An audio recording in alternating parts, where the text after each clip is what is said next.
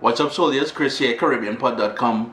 Vibes up in the kitchen as usual. I cannot believe I have not shared this recipe with you all yet. Pineapples. One of my favorite, if not now one of, I can't really go and say favorite. I'd be lying then. But pineapple jam. So simple. And so nice to put on your toast and all kind of thing like that. That's what we're doing today. Pineapple jam. Vibes it up, man.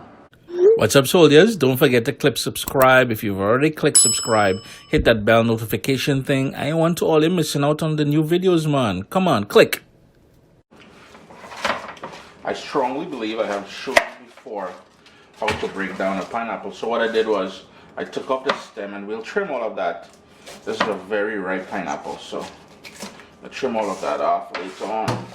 Took off the top, took off the bottom. I went deep on the bottom because I know it may be a bit soiled there. And all you would do is then rub your knife down and keep moving. Rub your knife down and keep moving. Now if you wanted to save the skin and all the trimmings here to make juice, that is what we would make juice with in the Caribbean. I think I have a video showing you how to do that. I would recommend getting organic pineapples if that's the case, because you don't want to have a whole bunch of pesticides and stuff like that in the skin if you are using it for making juice. Just continue working that knife, and you want a sharp knife. Don't be too scared. Just go along the curve, and we're going to peel off all that skin there. And the other thing we got to do is to core it. So I'll go back later and trim all of that off. But for now, I'm just showing you how to peel and core. Just cut it in half, and this center area here is very woody. Again, if you're making juice, you can employ the use of that. We are not making juice, we're making jam. I'm going to go down the center and then down the center again, and here you can see the core. So all I would do is run my knife. It's very woody. If you want to chew on that, you can chew on that. Tons of flavor on that. And like I said, if you're making juice, you can use that. So here we go. A nice spear of pineapple. To that, what I'm going to do is give it a rough chop. Now if you have a food processor and you want to rock the food processor, you can certainly use that. And then I'm going to chop it up again. And I'm going to chop it up.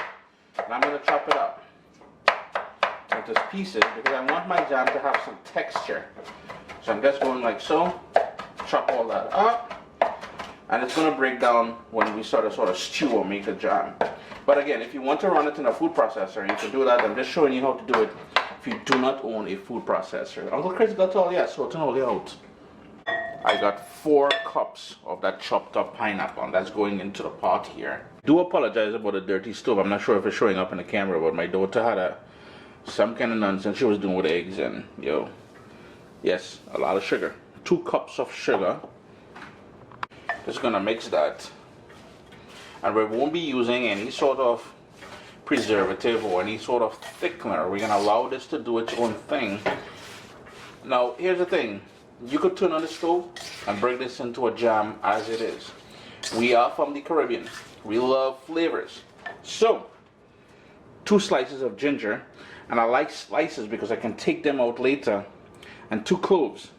That's going to add a lovely flavor. And not to be outdone, to help bring out that flavor, it's a tiny pinch of salt. Yes, you heard me correctly. Salt. Now here's the thing. The other thing is, from experience, I know using a metal pot will give you better results. I would recommend using a metal pot. I'm too lazy to go downstairs to bring up some metal pot. So we're using my nice little clay pot here. But it's been glazed. Gonna give that another mix. My stove is on a medium flame now. And you can see how the juice is starting to already come out from that pineapple. It's becoming nice and creamy. You want to bring that up to a boil, and then it's just a matter of having patience to allow all those flavors to come together. It's come up to a boil now, and you can see the bubbles on the side there. And I don't know if I mentioned it before, but the reason why I cut the ginger in such a big piece and put the clove in there whole is because later on I'll be able to fish it out. Now, lid off, and we're gonna let that go on that medium heat, and you can see how much juice it's already sprouted. We want to cook all of that down and bring it to the sort of consistency of a jam. So this is where the patience comes in. It took about 45 minutes. If you notice that separation that's happening on the bottom of the pot there. I'm going to turn my heat off because this clay pot is going to have some residual heat. It did take longer because remember, we diced the pineapple. If you wanted something quicker and more smooth, certainly puree your pineapple. When I'm eating something, I like to know what I'm eating, so nice chunks of pineapple is what I would be expecting. All you would do now is jar this up into the fridge. Boom, bam. It's good for months. Now, it won't last months, but we need some lemon juice, a stabilizer in there. So I'm just going to go in with some freshly squeezed lemon juice. And that's just half of a lemon. I'm not trying to over acidic the thing. My heat is off, but as I said, that residual heat will help bring it all together. We didn't use any preservatives. Yeah, it's a bit heavy on sugar, but that's the thing, it's a jam.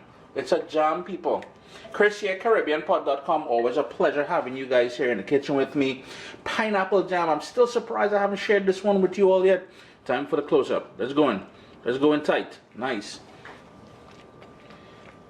Just look at that niceness. It will thicken up considerably once it cools down as well. And I know many of you are going to be asking, yes, I put them into sterilized glass containers. As you can see here, I got these at the dollar store, so just $1 a piece. But you want to put it there while it's hot. You want to make sure you tap it a bit to make sure you get out any of the air bubbles. And yeah, you're golden, man. Just let it cool down, put it in the fridge after. It's going to create a nice little seal in there. And it's good for months. Months, I tell you.